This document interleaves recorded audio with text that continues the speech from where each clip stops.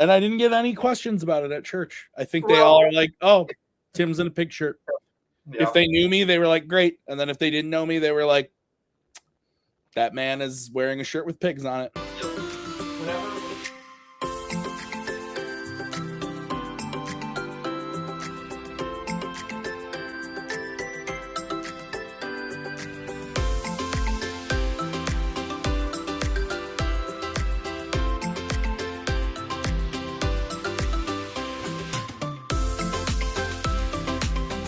All right. Yes. Okay. I know you probably want to lead the conversation. I'm totally down to let you do that. I just realized something, and I need to point this out. Please. Can we get a check and some context on your shirt? I was wondering how long that was gonna immediately. How long that was gonna take. Sure. I was wondering if we were gonna just let it ride, and then like halfway through, like, hey, what's going on? Yeah. So my daughter loves animals. Nice. And when was this? Yeah, last year. So about a year ago, a little over a year ago, when she turned 2, her theme for her birthday party was like Old MacDonald. Okay. And so we all bought like animal themed shirts to wear. Mm-hmm. And this was definitely the most extravagant, I think, of all of them. I love it. But yeah, and it was funny too, because so I play in the church band for my church on Sundays, and I played that week. And so we have 2 venues inside the building, and one of them is always live. So if you go to our YouTube page for the church, like, we stream our services, and it just kind of depends on which venue I'm in, whether or not you'll see me on there. But of course, that week I was playing and I was the live. So somewhere from about a year ago, on the day we had Ellie's birthday party, I'm playing the drums at church in this shirt. I love it. Yeah. So why I'm wearing it today, that's why I own the shirt. Yeah. This is only the second time I've ever worn it. It's a year later. And it's because, this morning we were getting ready to go to church, and Ellie was wearing a flowery dress. Maggie was wearing a flower shirt. And I was like, ooh, I have like this Hawaiian shirt over here. And Ellie goes, no, you wear pigs. And so I wore this to church again today. What did Maggie have to say about that? Was she down, or okay? Good stuff. She was like, all right, it sounds good. Yeah. And I didn't get any questions about it at church. I think they all are like, oh, Tim's in a pig shirt. Yeah. If they knew me, they were like, great. And then if they didn't know me, they were like, that man is wearing a shirt with pigs on it. Yep. Whenever these types of situations come up, I think about the scene from Zodiac where Downey Jr. and Gyllenhaal are in the bar and they're having a big conversation. Downey Jr.'s like, I'm sorry, we need to address this. What is this blue drink you're drinking? That's funny. Yeah. What do you got, Bill and Ted? Oh yeah, this is my Bill and Ted Excellent Adventure shirt. Be excellent to each other. Do you remember Loot Crate? Yeah. This is an iconic Loot Crate shirt. Had Loot Crate for a couple of years, so still have a few of those shirts. What did they all do? I don't remember. I remember the name now that you say it, but did they just send like random movie merch and stuff? Yeah, yeah. Every month they would send you like a box filled of like different nerd merch in general. Like they would always have different themes. Some really cool stuff. I used to have a like Terminator brain chip keychain. I had a Batarang bottle opener that I had to give away when I went to go see a wrestling event because they wouldn't let it in. And I didn't want to go to a car, so I was just like, fine, I'll throw it away. Who cares? Yeah, I have a El Pollos Hermanos apron that I cooking. Yeah, some really solid stuff. Are they out of business? I don't believe so, but they're in a much smaller like way they send their crates now. Yeah, Loot Crate. Yeah, this video is brought to you by Loot Crate. Oh God, yeah, wow. Keep talking. I can actually show you something. Oh, here we go. Oh, I'll show you 2 really funny things. Here is 10 years old now. This is my official Loot Crate member card. I Love kept it. it in my wallet just for the artifact. And I Nice. also this will go us down a rabbit hole I know you probably don't want to go to, but remember this? Nice. I never had one. Oh, fair, fair. I mean, you never really needed one. No. That's crazy. Yeah. Aren't they back?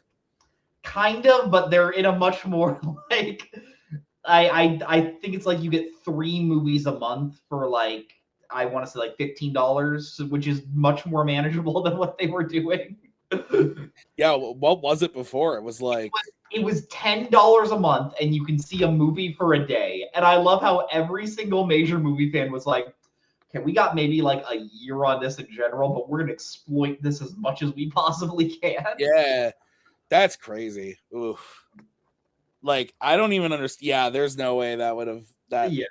Well, would because last. Like the CEO always said, like, if we keep doing this, we're gonna go to AMC and Regal and Cinemark and say, hey, we can sell you data that all the movie companies we can sell you data on what movie watchers are going to see and what their interests are. And AMC and Regal and Cinemark were all just like, yeah, we don't fucking care. Like the only reason you can use our cards is because any system that allowed MasterCard had to accept MoviePass. It was like snuck in. You're a movie you're a general manager, so you probably know this stuff. So I feel stupid explaining, but yeah, it was. I didn't know that. I just Yeah. the way that I remember it, it was like people would come in and just be like, use it, like swipe the card. We rang in the tickets, and it either worked or it didn't.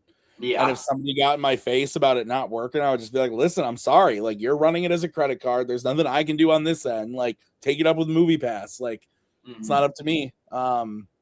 That's crazy. What a time. I know. Are you not to promote my business too much, but are you an AMC A-lister?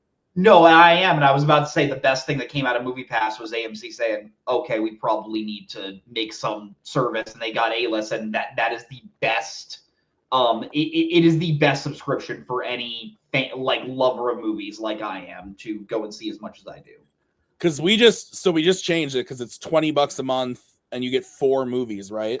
Close to like 25, but yeah, they bumped it up to 4 movies.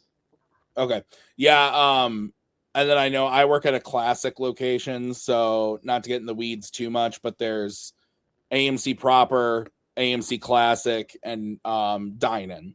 Yeah. So classic is like traditional seating, not as many amenities, like that type of stuff.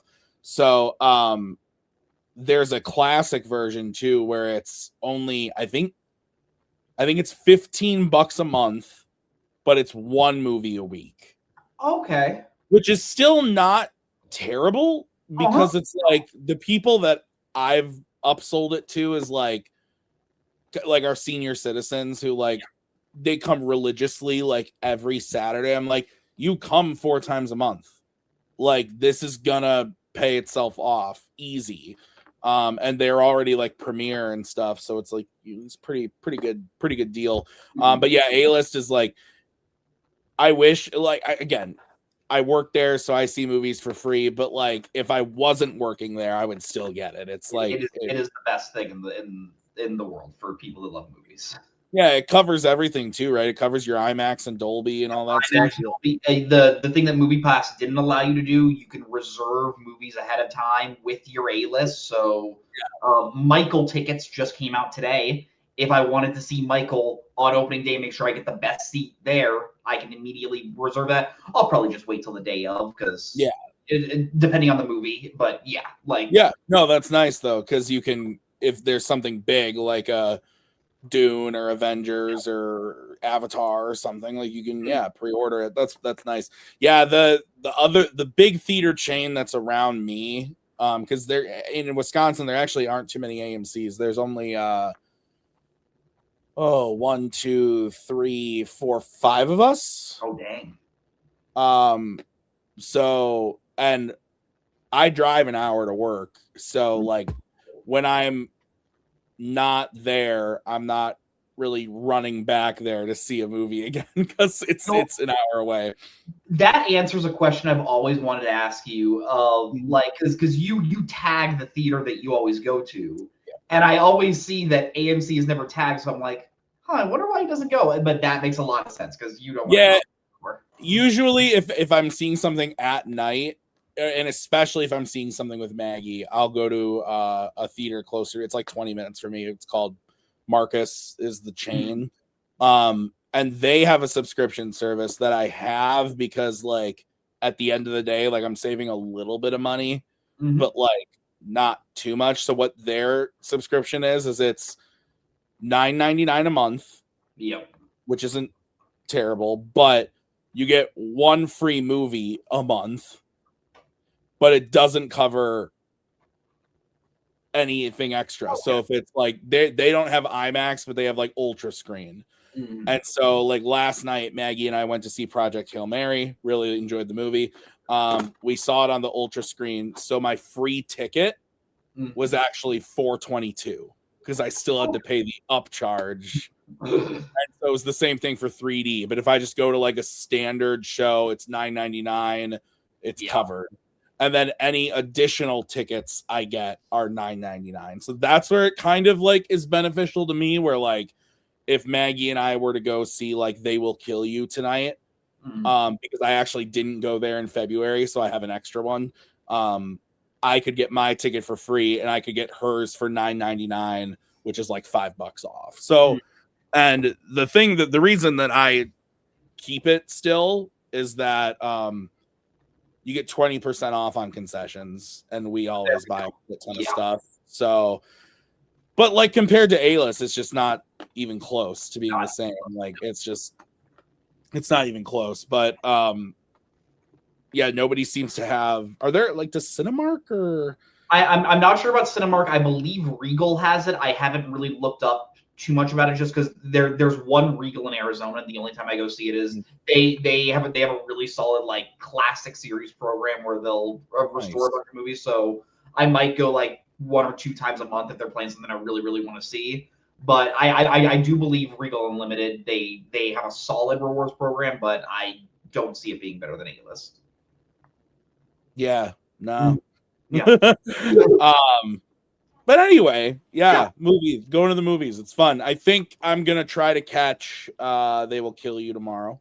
Good movie. Good movie. Yeah, I've heard it's enjoyable. And AKA today when this airs, maybe I'll have seen it. Ooh. And then are you gonna check out Mario next weekend? Yeah, I'm seeing Mario, and then me and a bunch of friends are going to see The Drama on Friday. I'm really looking forward to that one. Me too, because whoever cut that trailer, that might be the trailer of the year where I'm just like, I need to know what's going on. Well, and the funny thing too is I'm not going to spoil it, but like I know what the gist is. Oh, okay. I read an article that was kind of talking about it. I've seen that the information is out there, so I'm really trying to stay away. But it did make me want to see the movie even more. Like I wanted to see it, but now I really want to see it. So well, I'm looking forward to that one. Mario should be a fun time. Star Fox is in it. Let's go, Fox McCloud, my boy. Very excited about that.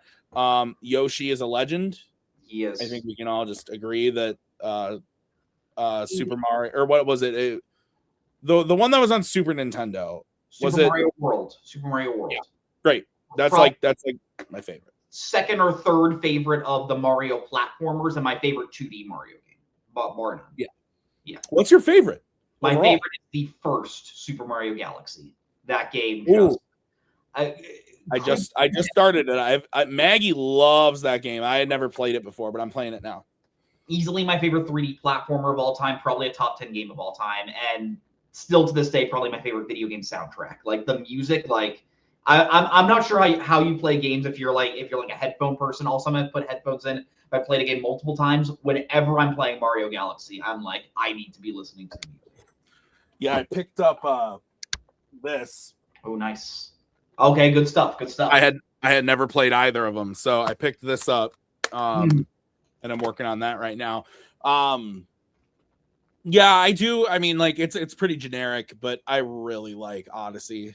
Odyssey is the other game within Mario World and Mario Galaxy. And It's so good, and obviously 64 is great. Like don't tell me, I can do it. Hang on. I believe in you. I believe in you. I believe in you. Where are you? Oh no. Oh, here it is. Okay. Okay. Oh no, that's not it. Where the hell? They came out with that Mario 3D All Stars. Oh yeah. Yeah, I know I own this thing. Where the hell is it? Let me see if I can find mine real quick.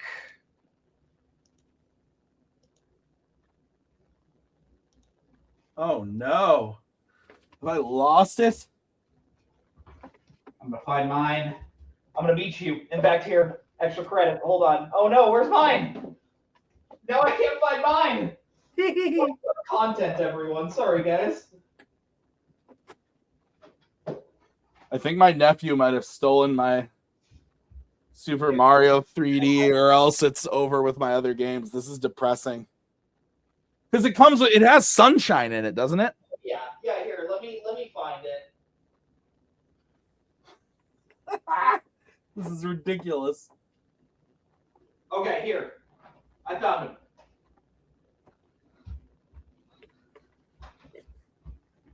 I know it exists. Okay, here we go. Look, it's real. Yeah, there we go. I know I own that. It's just not here. And then here, happy 30th anniversary to this beautiful boy. Still have this one. Oh my god. Yeah, love this baby. That's 30 years old. 30 years old. That's gorgeous. Yeah. Oh, I am like, now that we're going down to the Mario, I had never played this one before. Mm-hmm. And I played this in the hospital while Mandy was in labor. Oh, I love it. And I ended up really liking that one. That's good stuff. Yeah, that just a little like Bowser's Fury Zone. I'm like, I hope the rest of Mario goes in this. It sucks. Like Nintendo does a lot of things that but I am a diehard Nintendo fan. They do so many things that bother me. But every time they put out a 3D Mario game, I'm just like, that's why I love you guys. And Bonanza as well, like Donkey Kong Bonanza, like that is a 10 out of 10 game. It's really fun. I never asked you. What did you think on Metroid, the new one? I haven't played it yet. I really enjoyed it. Don't quite think it hits the highs of Metroid Prime or Metroid Prime 3, but I do like it more than Metroid Prime 2. I think they're all great. There are little modern day gaming things that annoy me a little, like I wish your companions didn't talk as much. I wish there was a little bit more to do in like the open world areas. But when you are in your like standard like Metroid Prime areas, really, really well done game. Nice. Yeah. Speaking of games, as we're moving, let's go. Yeah, through video game stuff. Payson is a gamer. I do, which makes me happy. There's lots of games that we got to talk about. One in particular, but I'm gonna. I think as far as I'm looking at my stack here, and I'm interested to know if you have any of these that you've played. Okay. That you think that I'm a fool for not having played yet. Okay. So there's two really big ones. Got it. This is one of them. Ooh, okay. Okay. Is this a yay or nay for you? I am going to give it a yay from what all my friends have said. Here's the thing. I played it. I played it the day it came, the couple months it came out. And when that happened, I was like, this is nothing special for me. And I kind of put it off. Every single one of my friends that stuck with it says this is now what you wanted from the guys that made The Witcher 3. Yeah. So I do want to jump back in. And then the other one that all of my friends who are gamers are mad that I've never played, and it's on my to-do list before the end of the year. Yes. Oh, I mean, yeah, get to that. It is. Oh my gosh, you have the chance to do the funniest thing ever. You have the chance the day GTA 6 comes out. You need to just tell your friends, okay, guys, I think I'm going to start Red Dead Redemption 2. Don't really have many games to play. And just But I have a coworker who just started playing it like a couple months ago. Mm-hmm. I'm an idiot. Why did I never play this? And I was like, I own it. It's sitting on my shelf. I haven't gotten to it.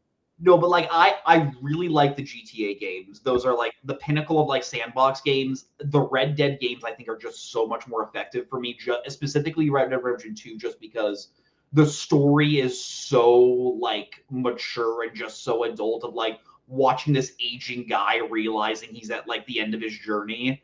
I could not recommend it more. Okay. Yeah, I mean at this point I don't know everything about it. I know the big big stuff about it, but I have a feeling that no matter what, like it's probably still going to be effective. Mm-hmm. So yeah, I'll get there. I've been a little busy playing a game over and over again. Oh, yeah. So Resident Evil is so good. I invited Mr. Birch to come talk to us too. He was a little busy, so he couldn't join us, but I'm a little obsessed, Payson. I've seen on my friends' activity on my PlayStation 5. Yeah. So we're going to talk about this game a little bit. And we'll probably talk mild spoilers, maybe. We'll get there.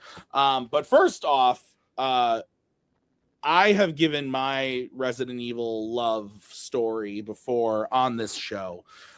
So to make it quick as to not repeat myself, I never played any of them. I was looking for a game to play in 2021.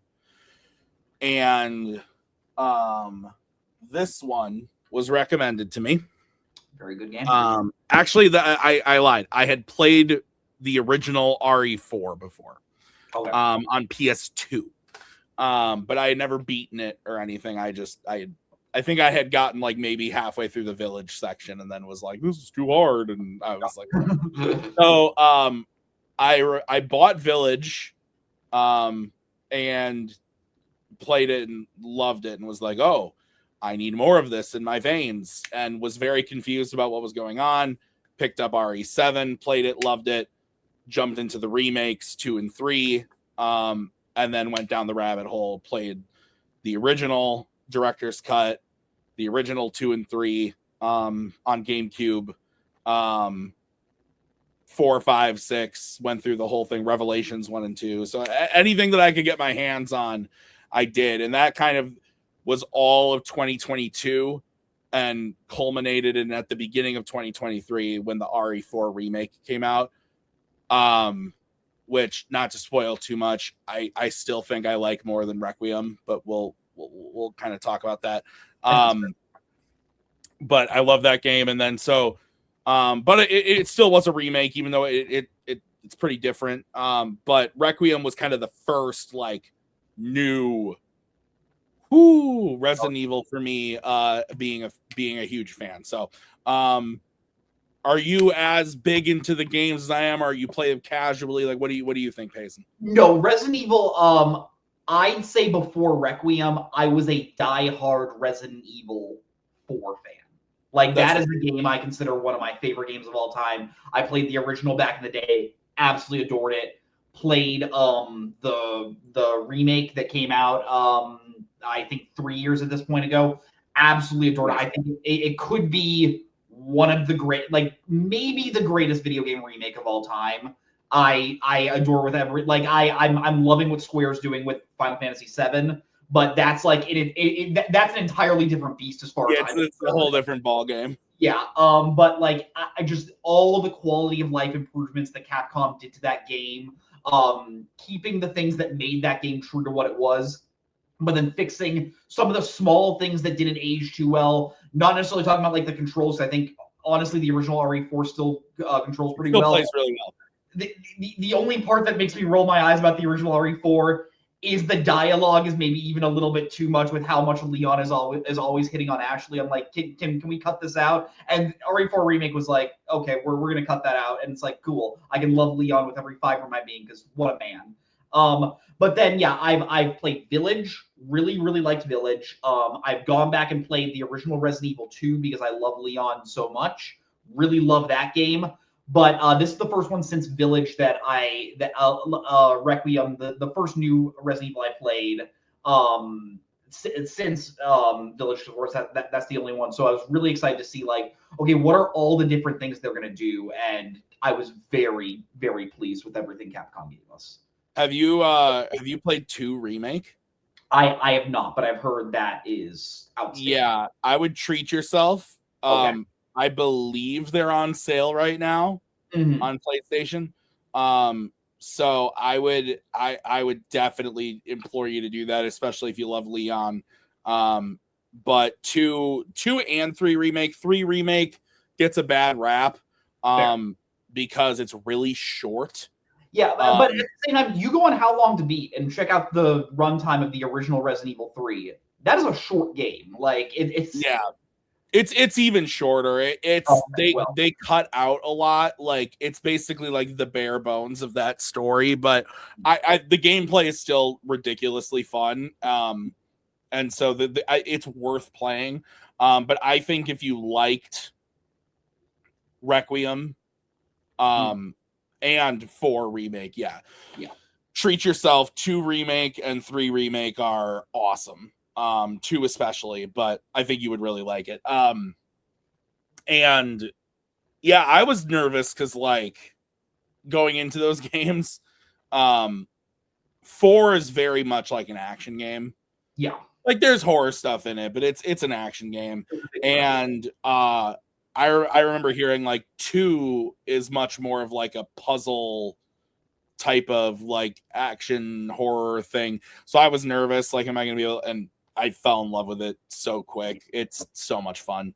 And even just playing through Requiem over and over again, like it makes me want to go back and replay 2 again. And at this point, I can pop in any of these games at this point, and I kind of have them like on lock in my brain. Like it's pretty funny. So, but yeah, no, I was really excited for Requiem.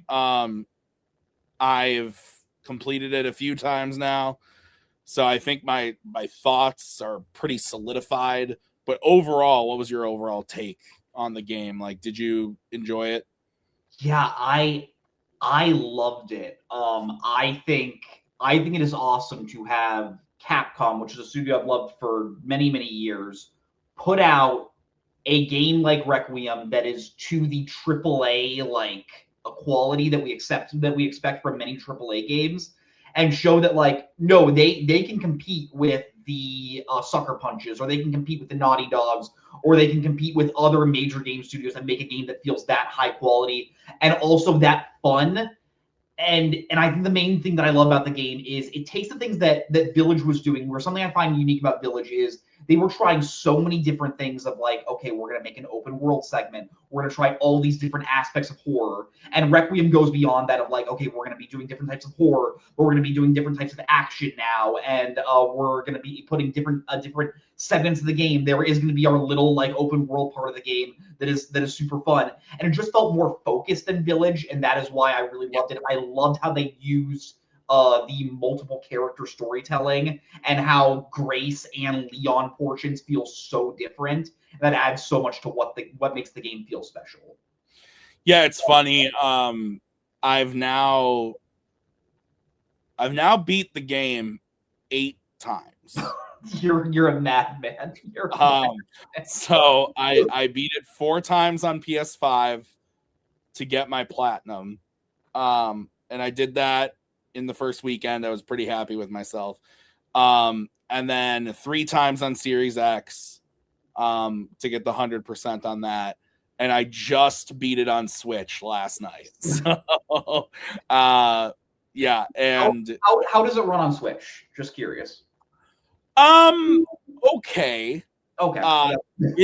The visual quality is definitely a step down. Yep. So I played it on PS5 Pro.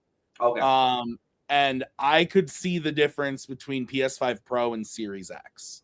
Okay. Like there were even a couple little things from that jump that I noticed. So the visual quality is definitely lower. I didn't notice any like gameplay issues until until the, where would that have been? The third Leon segment. Okay. Which is when you are you beat, or no, it would be the fourth actually, which is where you're using the sniper rifle to defend Grace, and that was the moment where I was like, this is chugging. Like, we're having some issues, a lot of frame drops, and even just I took some screenshots from like certain perspectives on all three consoles and just looking at them side to side. It's interesting. Love that. Yeah, it's pretty rough. But on the whole, like, it functions, and the fact that they got it running on there and it looks as good as it does. Like, I would say this, if I hadn't played it already on PS5 and Series X, I probably wouldn't have noticed. Oh, okay. Well, there you go. I mean, I would have noticed some of the frame drops, but I wouldn't have noticed like the visual differences. But yeah, it ran pretty well overall. Okay. It's not how I'm gonna choose to replay it going forward.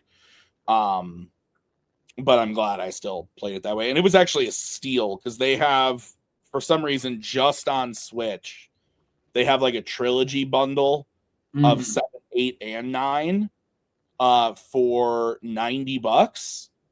Okay. And considering Requiem New is $70, you're basically getting Switch 2 versions of 7 and 8 for $10 a piece.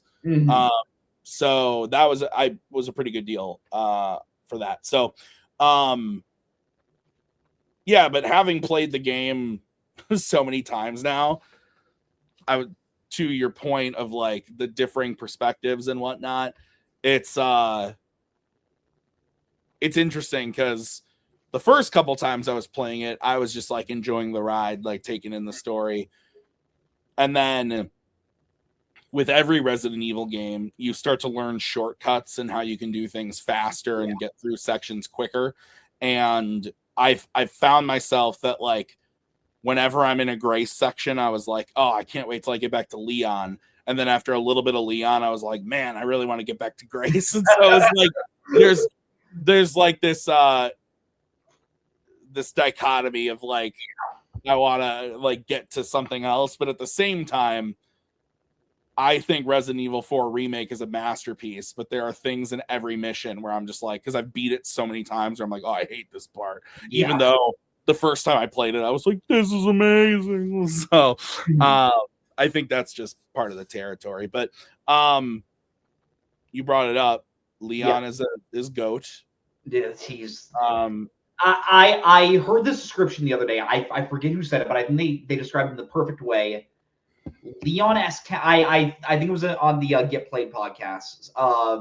Matt Apodaca said Leon S. Kennedy is Duke Nukem if Duke Nukem wasn't so cringe.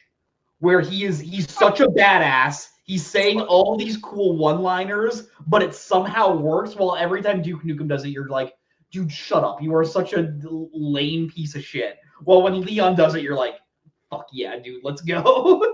I've seen a lot of memes about Leon and how, like, if he was in The Last of Us, they would have 5 seconds.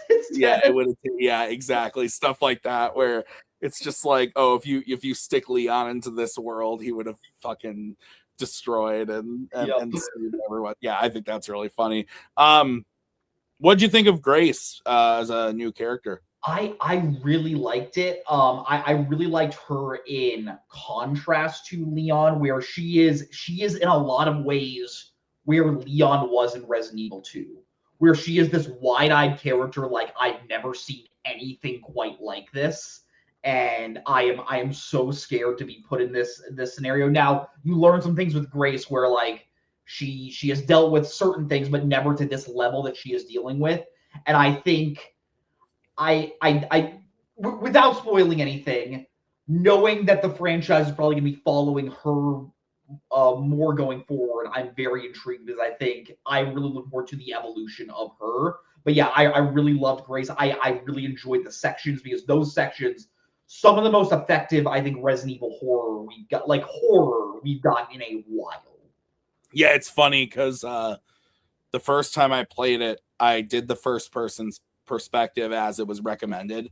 And I've only played third person since. So my 7 other playthroughs I've done with her in third person. And it actually has never occurred to me to play Leon in first person. I need to know how that is. What does a roundhouse kick look like in first person? Yeah. Well, and the thing is like RE4 Remake has a VR version that I've never played because I don't have VR. I feel like I'd yak. But yeah, I think I might I booted up the PS5 version earlier just to like mess around with it. Mm-hmm. And because I haven't tried out all of the weapons and everything yet. Like a lot of the bonus unlocks that you get. So I was fooling around with that, but I might I might have to jump back in and make it first person and see what it's like, because I can't even think of any gameplay that I've seen of people trying it. But like, I know you can do it. It's but yeah, his sections are so much fun. Like, I agree with you on Grace's. Like, I think going forward, who knows what they're gonna do with her, because the one complaint as a lore enthusiast of Resident Evil is there's a lot of characters that people love that have been pushed to the wayside for your Leons because they're so popular. I wouldn't be surprised if that were to happen again. But at the same time, I think the reception to Grace has been extremely positive. So it wouldn't shock me, but yeah, the Leon sections are just they're so fun. Like, I never get bored. Excuse me, I'm very sleepy of any of those sections. They're all very, very fun to play. And I think just from a pure like pacing perspective, I love how when you're playing Leon, you're getting so into the groove of specifically towards like the first half of the game when you're still at the care center. We were getting so into the groove of Leon, like, oh man, this is such a breeze. I'm just like mowing down all these zombies in the best possible way. And then it cuts to black and you're back with Grace and you're like, shit, okay, now I gotta be so much more careful. Like, I love that Leon's melee ability is knocking someone over using an axe. And when you use melee with Grace, it's just you shove someone and you're like, well, gotta deal with this now. Yeah, even when you start to unlock like your bonus stuff, like you still feel the like I don't want to say weakness because I don't think that's fair. It just like she's not a 280-pound muscle man. Like, she's a little lady. And like Leon, when you can unlock infinite ammo, infinite rocket launcher, infinite axe, like, and so you can just like walk around with the Requiem and with the axe and an RPG and just blast through the game. Whereas like the care center sequence with Grace, you do have infinite ammo on the Requiem, but like with Leon, it's like one shot, and with Grace, it's still not. And you can unlock the only other thing you can unlock for her that's not in the base game is like an Uzi, basically. Okay. And an infinite knife. Yeah, and so that would be very helpful. And so it's very fun, but also like it's not like Leon, like you said, where he just kicks the guy, takes the axe, and goes like, if you're using that infinite knife to save ammo as Grace or whatever, you kind of just stand there and with the knife, and then I don't think this is a spoiler, but even still, we might spoil stuff going forward, so that's your warning. But after a while in the care center, and I believe I've narrowed down when this happens. I believe it's when you put in the synthetic heart and lungs into the corpse to get the level 2 bracelet. That's when like the blister heads start to show up. So the zombies you've killed kind of come back up and transform and have it's such a pain in the ass to sit there and just like slice them. So you gotta be super careful about that. But it's still fun. It's such a blast. It was funny. I think when I was like putting the like synthetic guy together, I think I like very much like made sure I had an injector just ready. Because I was just like, okay, I know I'm gonna have to fight this guy, and as Grace, I don't want to do it. So I'm just like trying to stockpile and everything while avoiding Big Chungus Chef over in the East Wing and the tall big lady. Oh, love it. That fun fact. So there's stuff that I didn't find out until like way late into playing it, but I think I figured this out on like my second to last playthrough. But if you just run away from the guy you put the synthetic stuff into, he'll just die on his own. Oh, okay. You don't have to fight. I fought him every single time, and then it was when I was playing it on the Switch because I was on a work trip, so I was playing it on the plane, and I didn't have ammo, and I was just running around in a circle, and all of a sudden he just fell over, and I was like, "Are you fucking kidding me? Like, are you serious right now?" Like, there's just little stuff like that makes me look back at like, oh well, what else did I miss? Like, that's pretty cool. And I like too that like you've just beat it the one time, right? Yeah. If you go back and play it on like harder difficulties, it shakes up locations of certain things. Oh, okay. So like normally if you kill the chef, he drops a key to his pantry to unlock stuff inside the pantry. So one of the first things I did when playing on Insanity was go kill the chef, and he didn't drop the key, and I went, well, and so with me. Yep. And so then, but you end up finding it somewhere else, and so it's not everything, but there's a few little things like that where puzzle combinations are a little different or something like that to kind of like throw you on your toes and like oh god. But yeah, it's so good. Yeah, it was such a great game. So something that I've been thinking. So when you discover who the main villain is, or the one that's been pulling all the strings, spoilers in 3, 2, 1. When you realize the guy that looks exactly like Wesker but isn't Wesker, was there a point where you were just like, okay, why didn't you just put Wesker in? Like, because part of me was just thinking that a little. Yeah, I thought it was him at first, and I was mad. He dies in 5, right? Correct.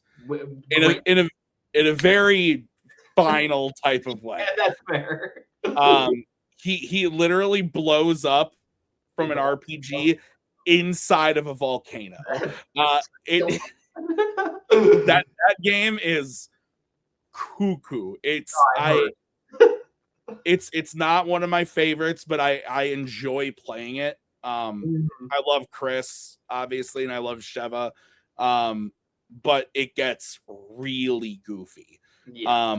And if you've ever heard of the Boulder Punch, that's where that comes from. There's a scene in that game at the end in the volcano where Chris punches a boulder out of and it's ridiculous. I'll admit, looking at stills of Resident Evil 5 and just looking at Chris in Africa taking down African infected people, part of me is just like, probably should have thought this through a little bit more, Capcom. Yeah, I mean that was a complaint when the game came out. I get that complaint. I also like it. I think actually seeing the story and stuff, like, it makes a lot of sense. But also, yeah. So, I think if they ever remake 5, which I think they will, I don't think it's next. I have my thoughts on that, but I think they will eventually remake 5 and 6. Okay. And we'll see what they decide to do with that. But no, I think up next, I don't think it'll come out next year. I think we'll have to wait a year or two. But I think the next thing we're gonna get is the Code Veronica remake. Okay. I everything I'm seeing is pointing to that. Code Veronica is like the black sheep of the family. Isn't it like the hardest one? It's not easy. Yeah. I would say I struggled a little more with Zero. Okay. Zero has the benefit of being on modern consoles. Like, you can get Code Veronica on PS5 right now, but it's a port of the PS2 version. Okay. And so it's just a little jankier to play. Whereas, like, you can get Resident Evil 0 on PS4 and PS5 right now as part of this Origins collection. And it's technically a port of the GameCube version, but there's some enhancements that make it just a little bit easier. But that being said, the core like gameplay mechanic of Zero is that you play as two characters the whole time, and you can switch between them at any time. And that's part of the cool part with puzzles, is like Rebecca can get through this area to let Billy in, so you can get through here because Billy has this thing that you need to get. But the inventory system sucks. So bad in Zero. There's no item boxes. But nothing disappears. So you can drop stuff wherever. You just gotta remember it. Like, you gotta remember. So let's say you need like a wrench. And for a puzzle in the first area on the train, and you use it, and then you drop it so you can pick up an herb, and you leave. And then to get off the train, you need the same wrench. You have to go all the way back and find it. And if you don't have room in either inventory, you have to drop stuff until you can pick up what you need. So it's just kind of a pain in the ass in that way. That in Requiem, there were moments of tension where I was running out of inventory as Grace, but I never felt like it detracted from the game. No. There are plenty of moments in Zero where it like actively detracts from the game, because you have to choose between, do I pick up this key that I know I need down the hall, or do I grab the ammo? And then you either end up walking into a boss fight with not enough ammo, but you've got like 8 keys. It's just a pain in the ass. Chuck the keys. Yeah, pretty much. But then, but yeah, Code Veronica has some goofy inventory stuff too. But yeah, the difficulty spike is just higher. I think it's just a harder, like, the puzzle solving is a lot harder. But I think it also is like the coolest, maybe not the coolest story. That's tough. I really like holy shit, I'm having a total brain fart. Chris's sister, Claire Redfield. Claire, thank you, Jesus. I really like Claire. And so she gets the spotlight, and Chris is in the game too. And then there's a lot of Wesker stuff in Code Veronica. So it's what I think originally RE3 was supposed to be. Got it. But then they did the Jill story for 3 instead, moved Code Veronica off to the side. So I think that game is due for the remake treatment. So I think that's what we're getting next. And then there's even rumors that they're going to remake 1 again. Just like in the RE4, RE2 engine.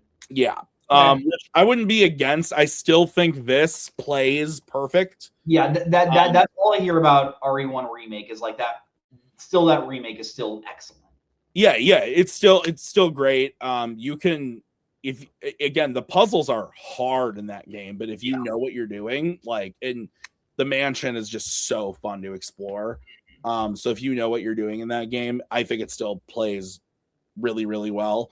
But I'd be interested to see what a modern version of that looks like.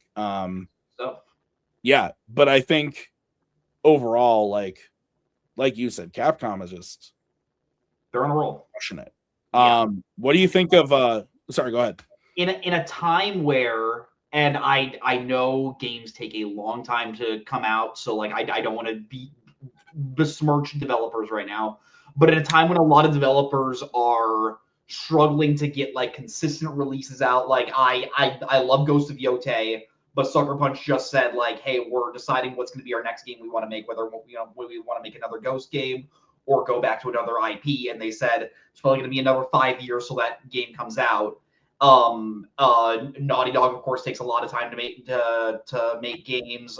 Rockstar, we don't even need to get into that. But like Capcom being the one studio of like, and granted, Capcom is bigger. Yeah, Capcom is bigger than all those studios, but being able to have such a steady stream of releases in just one franchise. Yeah, this is 9 years of Resident Evil. Yeah, like these are all good. Yeah. Like, I think the common consensus is 7 is awesome. 2 remake is great. 3 is probably the worst, but it's still good. Yeah. And same with Village, it's good. And then these 2 people are fucking head over heels about. So, and the fact that, and I think what you said too is they're still pumping out. They just announced a new Mega Man. Yeah. Which is a game I'm really excited for. Comes out. I pre-ordered that. I'm looking forward to that. Aminusha, I think looks really good. They're bringing that back. I'm not a huge Dragon's Dogma fan, but like they pumped that out. And aren't they Monster Hunter as well? Yeah, Monster Hunter, which is like a huge cash cow for them. And I love me some Monster Hunter. Yeah, so they're just crushing it. So yeah, I couldn't agree more. I think they've been on a roll. I hope they see the success of Requiem and learn the right lessons from it. Yeah. And don't try to just pump stuff out to pump it out. I hope it's quality. But and again, I'm sure when I play Intergalactic, I'm going to look at it and say like, okay, I get why this took 7 years to make, and I'm probably gonna love it. At the same time, it is just sort of like you look back at like Naughty Dog in like the PS3 era, and like we had Uncharted 1, 2, 3, and The Last of Us in that time. Like, and granted, there was a big Last of Us multiplayer game that got canceled because everyone making it was like, hey, no one wants to play this game. Why are we doing this? So we probably would have gotten at least one other Naughty Dog game in this console generation, but it's just something to think about. Well, Rockstar too, if you look back to the old days, like PS2 had GTA 3, San Andreas, Vice City, Liberty City, Stories, what?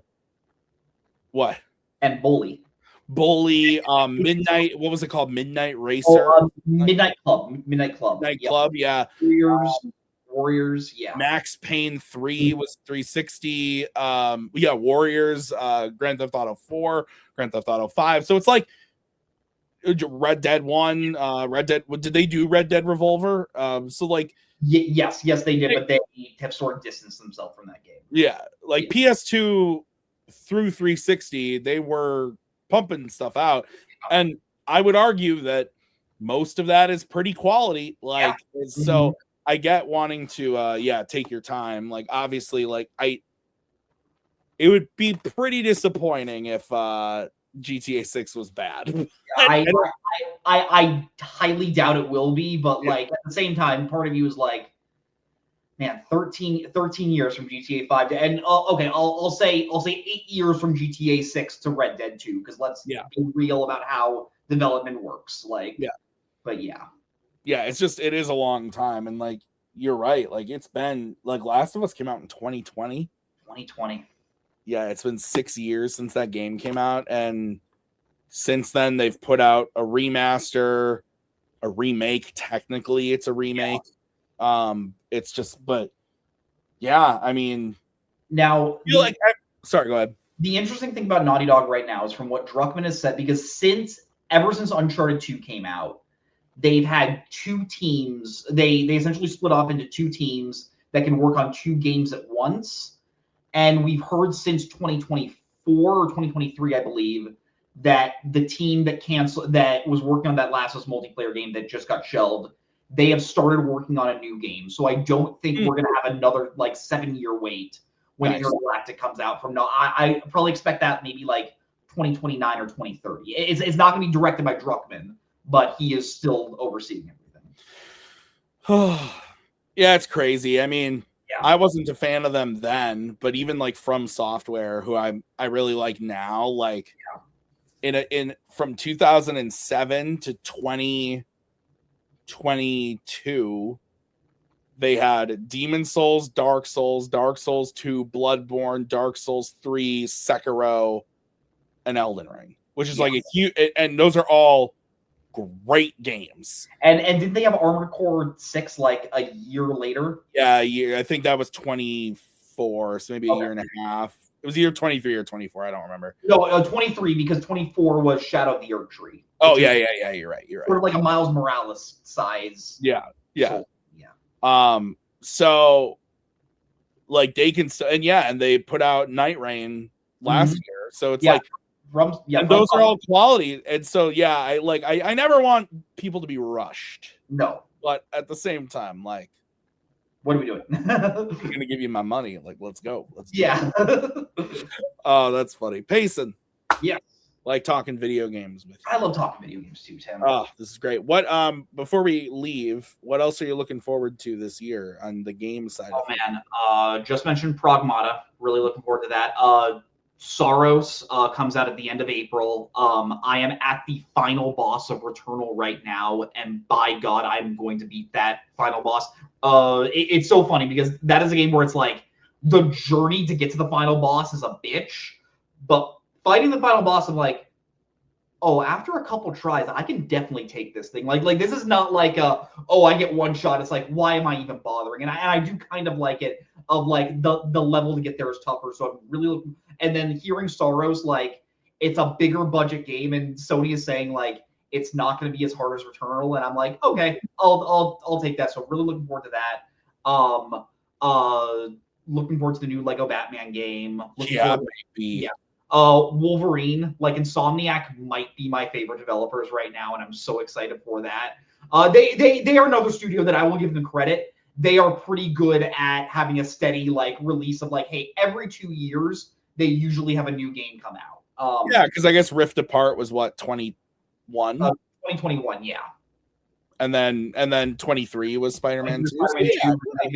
And then did you ever look at that big data leak that came out about it? Do you want to know it, or would you prefer not? Oh, I don't care. Yeah. Okay, so apparently, if the leaks are true, Wolverine is coming out this year. They are making a Miles Morales-esque sized Venom game that is going to come out next year. And then, if the plan goes, and if everything goes according to plan, Spider-Man 3 will be coming out in 2028. And then there was also, and granted, this was such a far time, so things might have changed.